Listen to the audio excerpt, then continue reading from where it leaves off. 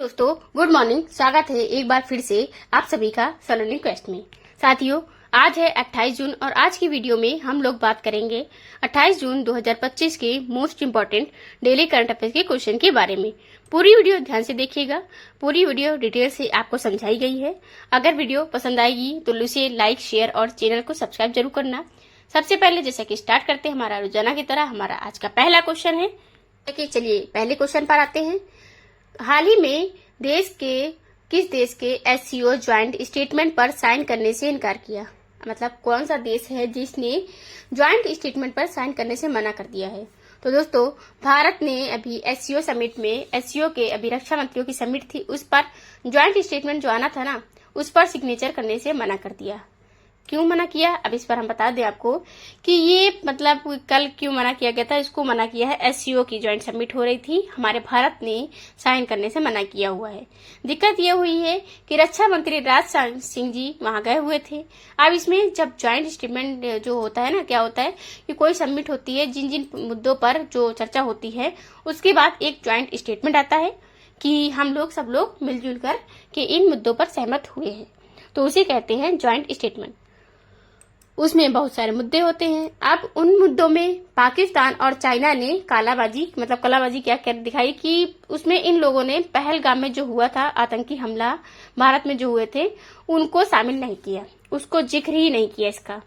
इसके अलावा इसके बजाय अगर बात करें तो पाकिस्तान का जो बलूचिस्तान प्रांत में जो जाफरा एक्सप्रेस जो ट्रेन हाईजैक हो गई थी, उनके ही देश के जो लड़ाके हैं या कहें स्वतंत्रता सेनानी हैं बलूचिस्तान के, उनके द्वारा जो जाफर एक्सप्रेस को किया गया था ना, हाईजैक तो की गई थी, तो उनके सेना के बहुत सारे जो जवान लोग मारे गए थे, उसको इसने शामिल किया है।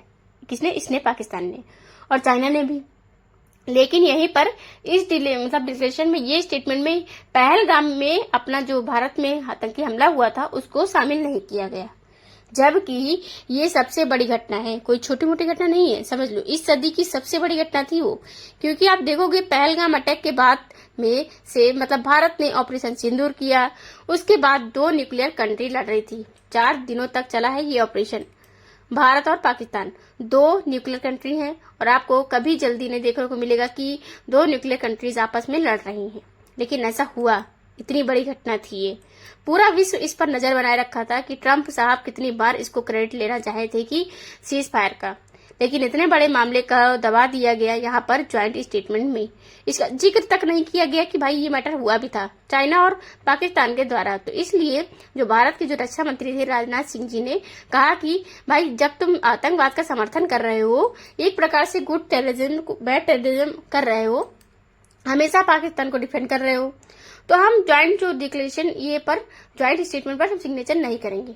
और 10 सदस्य देश है जो एससीओ के, कोई भी एक मेंबर अगर इसमें से सहमत नहीं हुआ तो वो स्टेटमेंट पास नहीं होता है।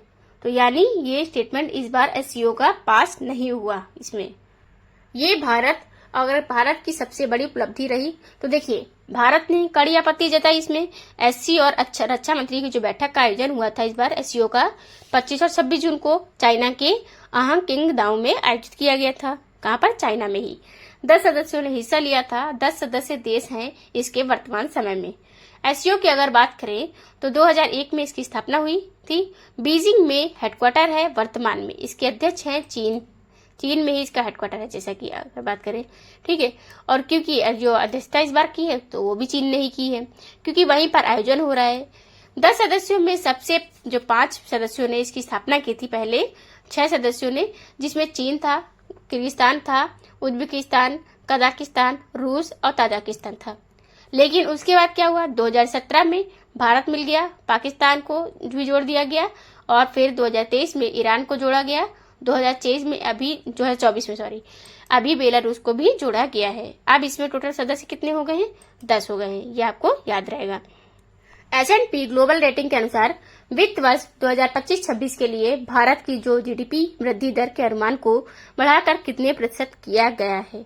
इसमें तो प्रतिशत रख दिया गया है। तो देखिए, S&P ने भारत की जीडीपी ग्रोथ रेट का अनुमान बढ़ा करके कर दिया है अब 6.5%। आप देख सकते हो जैसे कि इन्होंने 2026 का ग्रोथ रेट फॉरकास्ट किया हुआ है।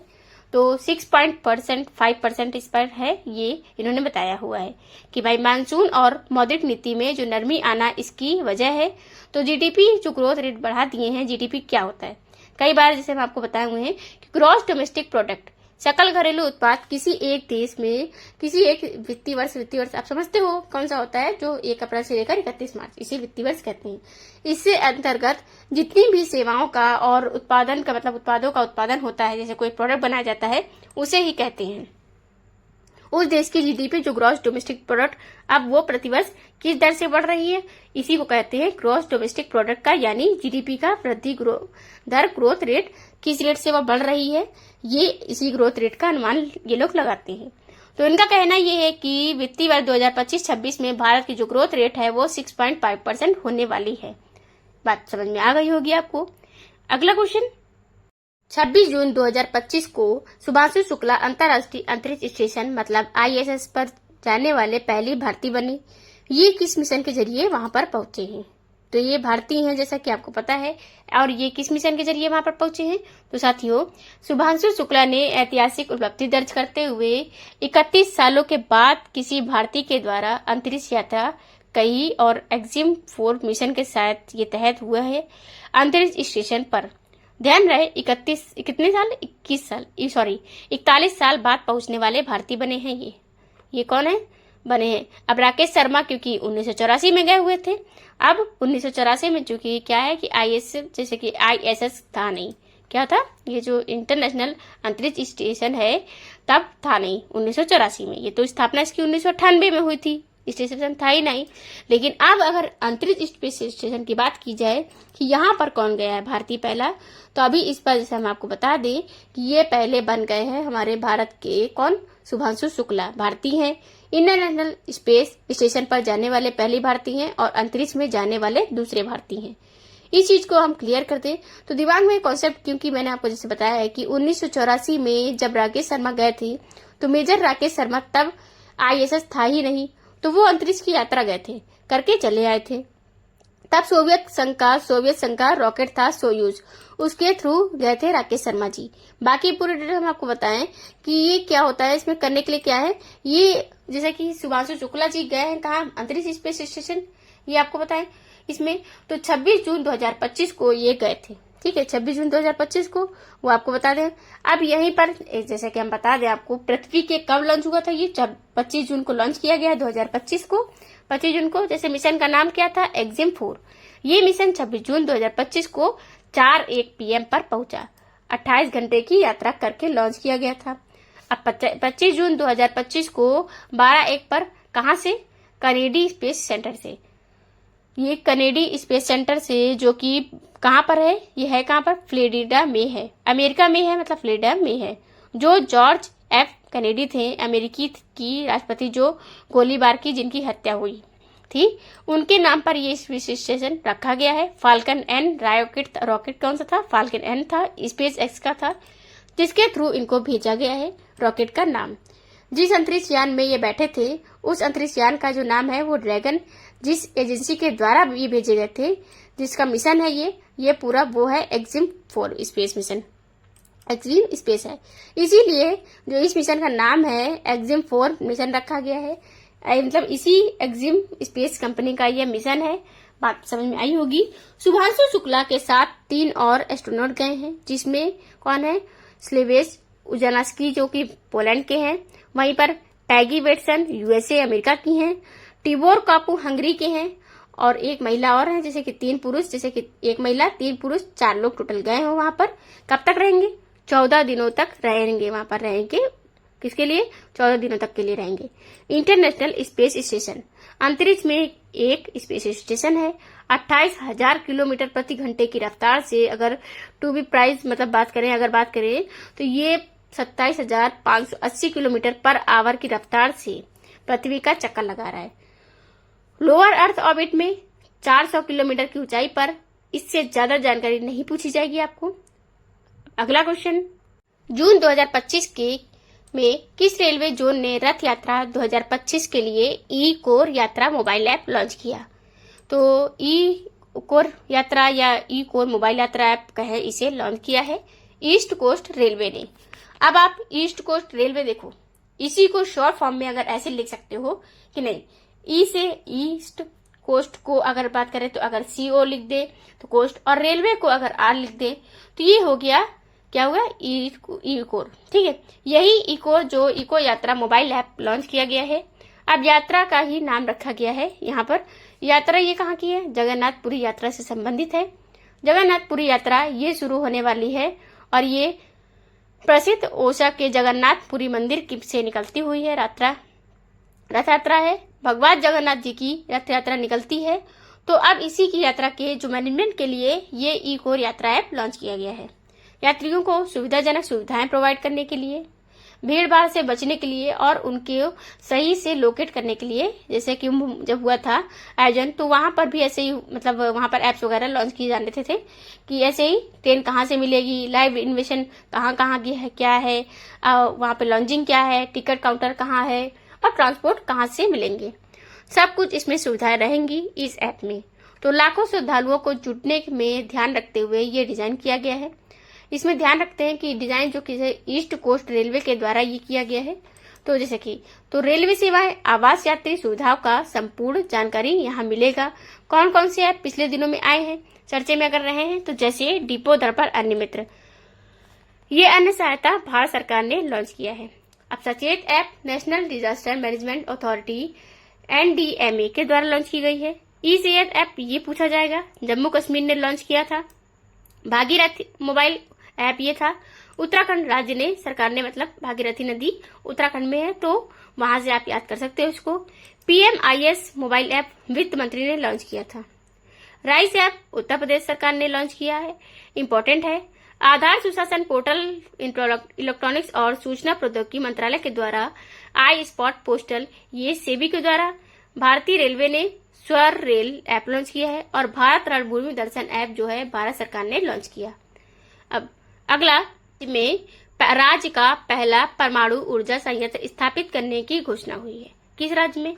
तो दोस्तों अभी परमाणु ऊर्जा संयंत्र स्थापित करने की घोषणा हुई है बिहार में। बिहार का यह पहला परमाणु ऊर्जा संयंत्र होगा। सोचिए, बिहार में बनने जा रहा है फर्स्ट न्यूक्लियर पावर प्लांट। ये पावर प्लांट न्यूक्लियर से चलेगा, न्यूक्लियर एनर्जी से चलेगा। तो न्यूक्लियर एनर्जी एक प्रकार की अगर समझो सस्टेनेबल एनर्जी है और जैसे कि ये अक्षय ऊर्जा का स्रोत माना जाता है। तो ऐसे में ये एनर्जी और जीरो एमिशन करता है कार्बन का, तो ये एनर्जी काफी सस्टेनेबल मानी जाती है। खैर, बिहार में ये पहला होगा, स्मॉल मॉड्यूल रिएक्टर आधारित ऊर्जा प्रणाली पर काम करेगा। पहले से 6 राज्यों में ये चल रहे हैं न्यूक्लियर एनर्जी, जैसे महाराष्ट्र है, तारापुर आप सुने होंगे, राजस्थान, उत्तर प्रदेश, गुजरात, कर्नाटक और तमिलनाडु जैसे। उत्तर प्रदेश में नरोरा है। अब खैर, तो ये जो है ऐसे ही न्यूक्लियर एनर्जी वाला यहाँ प्रणाली स्थापित की जाएगी। इसकी चर्चा बजट में भी हुई थी, इस बार का 2025-26 का जब बजट लॉन्च किया गया था। तो उसमें यहाँ पर 0 करोड़ रुपए का, मतलब कितने, 20,000 करोड़ रुपए का प्रावधान बता रहे हुआ था। प्रावधान न्यूक्लियर एनर्जी मिशन की शुरुआत के लिए किया गया था। ये पॉइंट याद रखना, केंद्रीय बजट में है। वैसे मैंने जैसे बजट हम आपको बता दें, लेकिन अभी एक चर्चे में क्यों रहा, क्योंकि इसका खर्च होना शुरू हुआ है। अब न्यूक्लियर पावर प्लांट है, ये साथ साथ केंद्रीय सरकार जो है ये बिहार में 1000 मेगावाट बैटरी स्टोरेज परियोजना भी लॉन्च कर रही है। 1000 मेगावाट का बैटरी स्टोरेज यहाँ पर बनाया जाएगा। चलिए, अब अगर यहीं पर अगर बिहार की बात करें, बिहार रहा है इसमें, तो बिहार क्या चुनाव आ रहा है, तो बहुत सारी योजनाएं, बहुत सारी घोषणाएं यहाँ पर होने वाली हैं। तो अब आगे बिहार के बारे में अगर बात कर लेते हैं, यहाँ पर आपको हम बता दें, बिहार की राजधानी पटना राजधानी है। नीतीश कुमार जो JDU पार्टी से, जनता दल यूनाइटेड पार्टी से यहाँ के CM है। गवर्नर है आरिफ मोहम्मद खान। अब पार्टी का नाम, विधानसभा की सीटें कितनी है, विपक्ष में कौन है, उसकी पार्टी का क्या नाम है, इसको सबको याद कर लो, क्योंकि देखो यहाँ पर आने वाले हैं चुनाव। तो देखिए, चुनाव आने वाले हैं तो विपक्ष में RJD है, जैसा कि जिले है 38, 243 विधानसभा में सीटें हैं, 40 लोकसभा में और 16 यहाँ से राज्यसभा में सीटें जाती हैं। वाल्मीकि नेशनल पार्क है, भीमबंधु अभ्यारण्य है, राजगीर अभ्यारण्य है, कैमूर अभ्यारण्य है, गोगाविल झील भी है, सिमरी बख्तियारपुर झील है, जगतपुर झील है। मैंने अभी कुछ दिन पहले जैसे आपको बताया था, यहाँ पर नगर निगम के जो निकाय के जो चुनाव होने वाले हैं ना, उसमें पहली बार क्या किया गया है, मोबाइल वोटिंग सुविधा शुरू की गई है। मोबाइल के जरिए ई वोटिंग सुविधा शुरू की गई। ये शुरू करने वाला राज्य बिहार ही है पहला। ये भी ध्यान रखना कि पहला राज्य बिहार है। आपको अब ये जैसे कि जून 2025 में अंतर्राष्ट्रीय ओलंपिक समिति की पहली महिला और अफ्रीकी जैसे कि अध्यक्ष कौन बनी? आईओसी के इतिहास में पहली महिला अध्यक्ष बनी है, कौन बनी है? Christie Coventry. क्रिस्टी कोवेंट्री ये जो है ये पहली महिला बन गई हैं, साथ ही साथ अफ्रीकी भी महिला है ये। तो ये जैसे कि बन गई है अब आईओसी की यानी इंटरनेशनल ओलंपिक कमेटी की पहली महिला अध्यक्ष। इंटरनेशनल ओलंपिक कमेटी बहुत पुरानी संस्था है। आप जानते हो 23 जून 1894 में इसकी स्थापना हुई थी। 23 जून को इसीलिए ओलंपिक दिवस भी मनाया जाता है। अभी हमने आपको कुछ दिन पहले ही बताया था 23 जून को ओलंपिक दिवस के ही दिन इसकी नियुक्ति हुई थी और इनकी नियुक्ति हुई थी। वो नियुक्ति बता रहे हैं जैसा कि आपको कि ये 131वीं वर्षगांठ थी इस बार की। 8 वर्ष का कार्यकाल इनका रखा जाएगा। हालांकि इससे पहले जो अध्यक्ष थे थॉमस वाक, इनका कार्यकाल 12 वर्ष के लिए था। 12 वर्ष इनका मैक्सिमम कार्यकाल हो सकता है। 8 वर्ष के लिए इन्हें नियुक्त किया गया है। ये जिम्बाब्वे की रहने वाली हैं। तैराकी से इनका संबंध रहा है। ओलंपियन रह चुके हैं खुद भी। ओलंपिक में 2 बार ये गोल्ड मेडल जीत चुकी हैं। तो अब ये बन गए हैं अब जैसे कि आईओसी के मानदा अध्यक्ष बन गए हैं थॉमस वाक। अगला अगर हम कुछ और नियुक्तियों की जो पिछले दिनों में हुई रिवीजन करेंगे, जैसे कि श्री सुब्रमण्यम रमन, ये पेंशन फंड नियामक और विकास प्राधिकरण यानी पीएफआरडीए के अध्यक्ष बने हैं। जी संपत कुमार निपोन को ही इंडिया के नए भारत में प्रबंध निदेशक अनुराधा ठाकुर को भारतीय प्रतिभूति और विनिमय बोर्ड का सदस्य नियुक्त किया गया। अलियावती लौंग कुमार को उत्तर कोरिया में भारत का राजदूत नियुक्त किया गया। यशस्वी सोलंकी राष्ट्रपति द्रौपदी मुर्मू जी का एनडी कैप नियुक्त किया गया है। ब्लज मैट्रिवली यूके की MI6 जो खुफिया एजेंसी है उसकी पहली महिला अध्यक्ष बनी है। अरुण श्रीनिवास मेटा के प्रबंध निदेशक और भारत में प्रमुख बने हैं। कीर्ति गांडोकर सन फार्मा की ये बनी है पहली एमडी महिला है, जैसे कि पहली नहीं NS जैसे कि संजय गौड़ा को जिसे गुजरात हाईकोर्ट का नया न्यायाधीश बनाया गया है। अगला क्वेश्चन, किस मंदिर में प्रसिद्ध अंबुबाची मेला का आयोजन किया गया है? अभी हाल ही में किया गया है। तो अंबुबाची मेला कहाँ पर होता है? जी, ये बहुत ही फेमस प्रसिद्ध मेला है। अंबुबाची याद होगा आपको, सुने होंगे कहीं ना कहीं, जैसा कि ये कामाख्या मंदिर या कहाँ पर है? ये असम में है। असम में है कामाख्या मंदिर और अंबुबाची मेला यहीं पर लगता है। बहुत ही फेमस, बहुत ही प्रसिद्ध अंबुबाची मेला ये कामाख्या मंदिर में है। देवी पार्वती को समर्पित कामाख्या मंदिर है और यहाँ पर प्राय अगर बात करें तो जून में ये उत्सव होता है, प्रसिद्ध अंबुबाची मेला। अंबुबाची का मतलब क्या होता है? बहुत जैसे कि ये क्या होता है? बढ़ता हुआ बहता हुआ जल, इसका अंबुबाची मेला का मतलब होता है। महोत्सव आए हैं तो मेले और महोत्सव को रिवीजन करेंगे। जैसे अभी नजरताडी महोत्सव हुआ था केरल में, सिरवी लिली फेस्टिवल मणिपुर में होता है, मछली महोत्सव त्रिपुरा में, खुबानी उत्सव लद्दाख में मनाया गया, मिजोरम में राष्ट्रीय जनजाति युवा महोत्सव हुआ, असम में ही रोंगाली बिहू हुआ था। 3 प्रकार के बिहू होते हैं और तीनों बिहू कहाँ पर होते हैं? असम में होते हैं। पर्पल फेस्टिवल नई दिल्ली में हुआ है और ये दिव्यांग जनों के लिए था। जास्कर महोत्सव लद्दाख में होता है। ये जून 2025 में किस देश ने 64 वर्षों में पहला असैन्य रक्षा मंत्री नियुक्त किया? मतलब कि पिछले 64 सालों में अभी तक किसी ने अपना रक्षा मंत्री जैसे कि इसने किसी असैन्य व्यक्ति को नहीं किया था। मतलब जो भी नियुक्त करता था वो कहीं ना कहीं सेना का कोई ना कोई पोस्ट पर रहा होता था या सेना में कोई सैन्य अधिकारी रहा होता था। लेकिन पहली बार असैन्य रक्षा मंत्री पेवर नेता टाइप के मंत्री को नियुक्त किया गया है। किसने किया है? दक्षिण कोरिया ने। साउथ कोरिया ने यहाँ पर देखिए, जैसे कि हम बता दें, South Korea Lee names first civilian defence minister in the decades. तो इनका नाम है आन ग्यूमेक। ये आन ग्यूमेक ये पहले गैर सैन्य रक्षा मंत्री हैं। 1961 के बाद से नियुक्त होने वाले किम योंग हन पर अभी विद्रोह के आरोप में मुकदमा चल रहा है, इसलिए इनको हटाया गया। अब इनकी जगह पर आए हुए हैं कौन? ये फैसला राष्ट्रपति ले चुकी हैं। किसने लिया था? राष्ट्रपति ली जे म्यांग ने किया है। लीजे म्यांग ने अभी अपने मंत्रिमंडल की घोषणा की है। विदेश मंत्री इन्होंने चौहान को चुना है और रक्षा मंत्री इन्होंने जैसा कि आन ग्यूमेक को चुना है। अब दक्षिण कोरिया की राजधानी सियोल होती है। मुद्रा कोरियन पीप 1 होता है। राष्ट्रपति हैं यहाँ के लीज म्यांग। आप मैप में जैसे कि हम बताएं, वर्ल्ड मैप जो है आप देखोगे ना, तो वो आपको अपना जो इंडिया तो आप जानते हो कहाँ पे पड़ता है, इंडिया दिखेगा, चाइना दिखेगा। चाइना को आप देखोगे, ये आपको 2 देश दिखेंगे, उत्तर कोरिया और दक्षिण कोरिया। ये 38 डिग्री पैरेलल लाइन से अलग होते हैं। किससे? 38 डिग्री पैरेलल लाइन से अलग होते हैं उत्तर कोरिया और दक्षिण कोरिया एक दूसरे से। ये बात याद रखना है, ये पूछा जाता है एग्जाम में। अब अगला, अंतरराष्ट्रीय परमाणु ऊर्जा एजेंसी यानी IAEA मतलब IAEA ने किस देश के साथ कन्वेक्स जैसे एक्सरसाइज नामक सबसे बड़ा अंतरराष्ट्रीय परमाणु आपातकालीन अभ्यास किया? तो अभी जैसे कि IAEA ने ये किया है, इंटरनेशनल एटॉमिक एनर्जी एजेंसी ने अभी रोमानिया के साथ मिलकर के रोमानिया में ही कॉन्वेक्स 3 नाम का सबसे बड़ा अंतरराष्ट्रीय परमाणु आपातकालीन अभ्यास किया है। रोमानिया एक यूरोपियन कंट्री है। अगर आप यूक्रेन का मैप देखोगे तो आपको मैप में दिखेगा कि जैसे कि सबसे पहले हम आपको बताएं, अगर मैप में देखोगे आप तो आपको अपना इंडिया दिखेगा।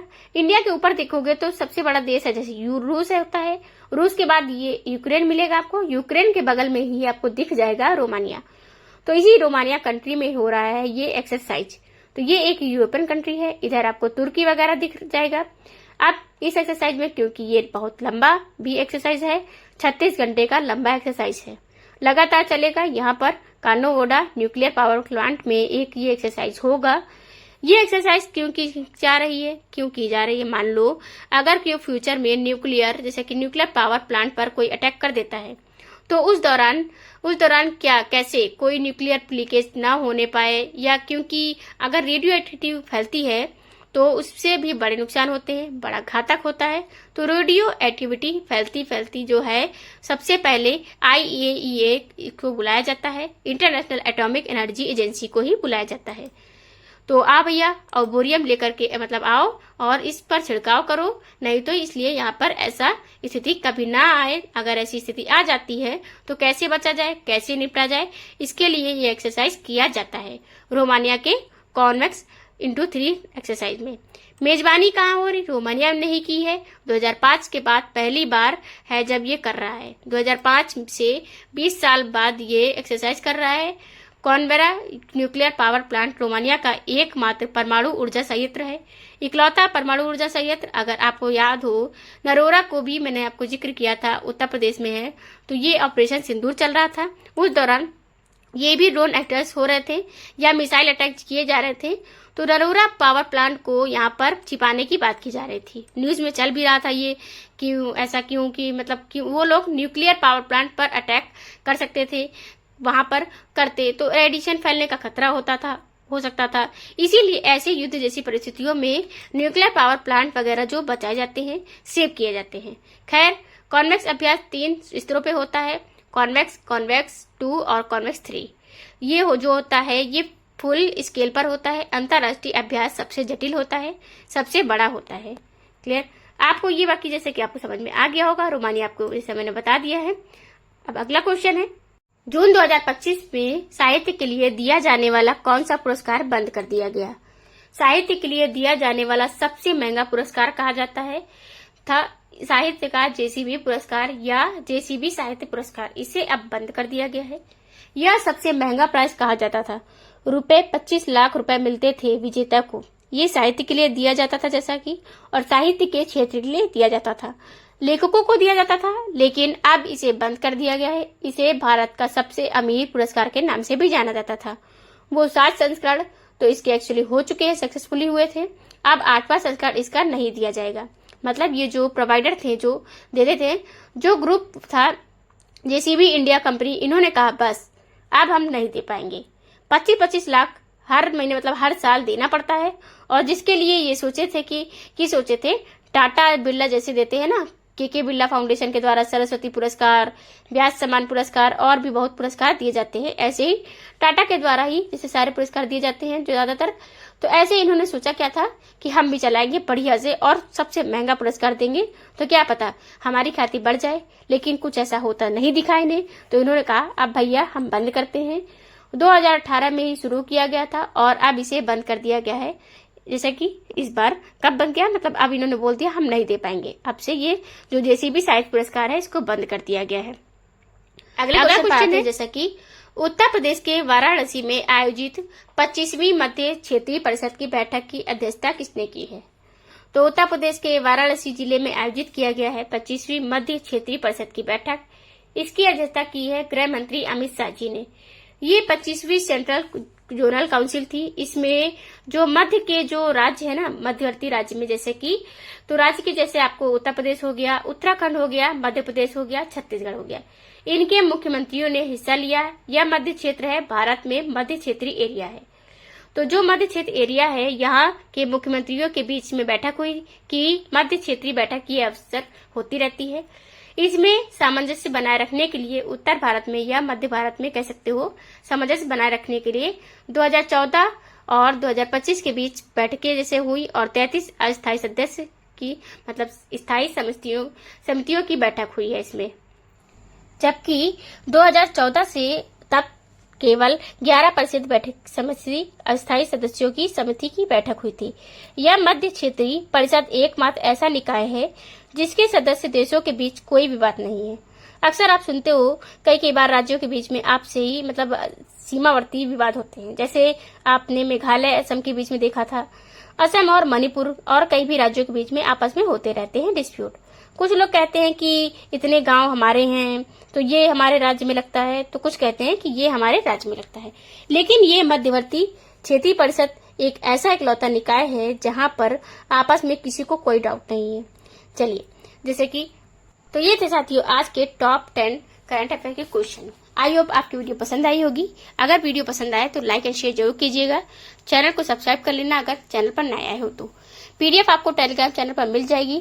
टेलीग्राम चैनल का लिंक जो आपको डिस्क्रिप्शन बॉक्स में मिल जाएगा, वहां पर आप सलोनी को सर्च करके टेलीग्राम चैनल ज्वाइन कर सकते हैं एंड पीडीएफ प्राप्त कर सकते हैं। Thank you for the watching.